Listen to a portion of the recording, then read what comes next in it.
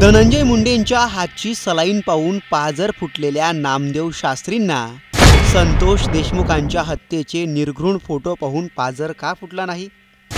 तोंडावर लघवी करणाऱ्या आरोपींची मानसिकता तपासणारे नामदेव शास्त्री आता कुठे आहेत?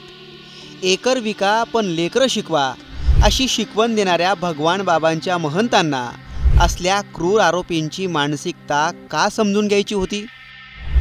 असे अनेक प्रश्न भगवानगडाचे महंत नामदेव शास्त्रींना सोशल मीडियावरून विचारले जात आहेत। संतोष देशमुखांच्या हत्येचे फोटो समोर आले आणि लोकांना नामदेव शास्त्रींच्या त्या पत्रकार परिषदेची आठवण झाली। ज्या लोकांनी हे प्रकरण केलं, निघून हत्या केली, त्यांची मानसिकता का बिघडली ही मीडियाने का नाही दाखवलं?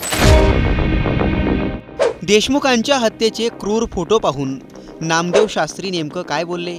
धनंजय मुंडेंची पाठराखण करणाऱ्या शास्त्रींची आता नेमकी काय भूमिका आहे? आणि सोशल मीडियावर पुन्हा एकदा नामदेव शास्त्री का ट्रोल होत आहेत, याचाच सविस्तर आढावा या व्हिडिओतून घेणार आहोत। ज्या लोकांनी हे प्रकरण केलं, निघून हत्या केली, त्यांची मानसिकता का बिघडली ही मीडियाने का नाही दाखवलं? काल धनंजयला बोलता बोलता ह्या गोष्टी बोललो की आमच्या क्षेत्रात इतका त्रास सहन करणारा असता तो मोठा संत झाला असता। धनंजय मुंडे खंडणी करून जगणारा माणूस किंवा गुन्हेगार नाहीये ना। संतोष देशमुखांच्या हत्येचे हेच निर्घृण फोटो समोर आल्यानंतर पुन्हा एकदा नामदेव शास्त्री टीकेचे धनी बनलेत। धनंजय मुंडेंची पाठराखण करताना नामदेव शास्त्रींनी आरोपींची मानसिकता तपासून पाहण्याबद्दल वक्तव्य केलं होतं। ज्या लोकांनी हे प्रकरण केलं, निघून हत्या केली, त्यांची मानसिकता का बिघडली ही मीडियाने का नाही दाखवलं? कारण की अगोदर त्यांना जी मारहाण झालेली आहे ते पण दखल घेण्याजोगी आहे असं मला वाटतं। आणि तो त्यांच्या गावातला बैठकीतला विषय आहे, त्याला सेन्सिटिव्ह विषयाला राजकीय हवा देऊन सामाजिक सलोखा बिघडला असं मला वाटतं। यातून संतोष देशमुखांच्या अंगावर लघवी करणारे, त्यांचे कपडे काढून सेल्फी घेणारे, त्यांचे हालाहाल करणाऱ्या याच आरोपींची मानसिकता नामदेव शास्त्रींना का तपासायची होती, असा सवाल आता नेटकऱ्यांकडून विचारला जातोय।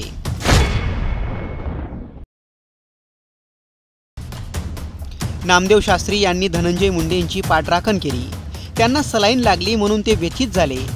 मुंडे जर का आमच्या क्षेत्रात असते तर मोठे संत झाले असते, असा उल्लेखही त्यांनी केला होता।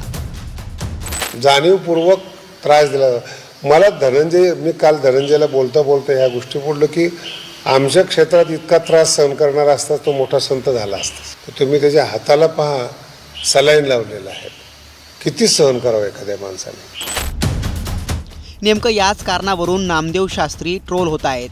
धनंजय मुंडेंच्या हाताची सलाईन पाहून भावनिक झालेल्या शास्त्रींना संतोष देशमुखांच्या हत्येचे फोटो पाहून पाजर का फुटला नाही, असाही प्रश्न त्यांना सोशल मीडियावरून विचारला जातोय। इतकंच काय तर नामदेव शास्त्रींनी धनंजय मुंडेंना क्लीन चिट दिली होती। धनंजय मुंडे हे खंडणीवर जगणारे नेते नाही, असा उल्लेखही त्यांनी पत्रकार परिषदेतून केला होता। खंडणीवर जगणारे हे नेते नाहीत ना, ज्याच्यावर मीडिया आज आक्षेप करतो। तुम्ही मीडिया ट्रायल चालवलेत, त्याच्यामध्ये धनंजय मुंडे खंडणी करून जगणारा माणूस किंवा गुन्हेगार नाहीये ना, त्याला तुम्ही कायमस्वरूपी हेच ठरवताय ना तुम्ही।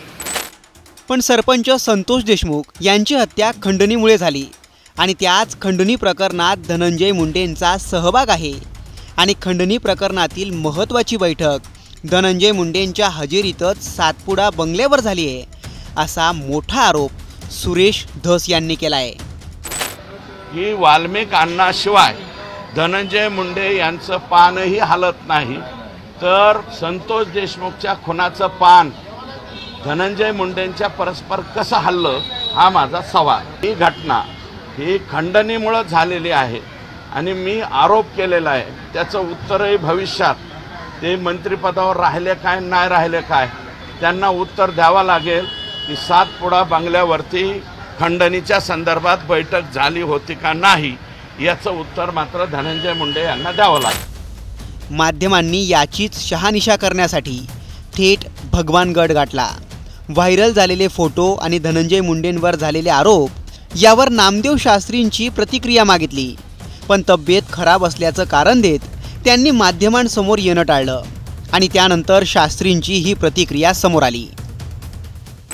याची मला पूर्वकल्पना नव्हती. पहिल्या दिवशी ज्यावेळेस मी पहिलं वक्तव्य दिलं, दुसऱ्या दिवशी जेव्हा धनंजय देशमुख परिवार जो गडाचा शिष्य आहे, गडाला मानणार आहे, तो आल्यानंतर त्यांनी मला याची जाण करून दिली आणि मला माझी भावना बदलली, मला ही जाण निर्माण झाली.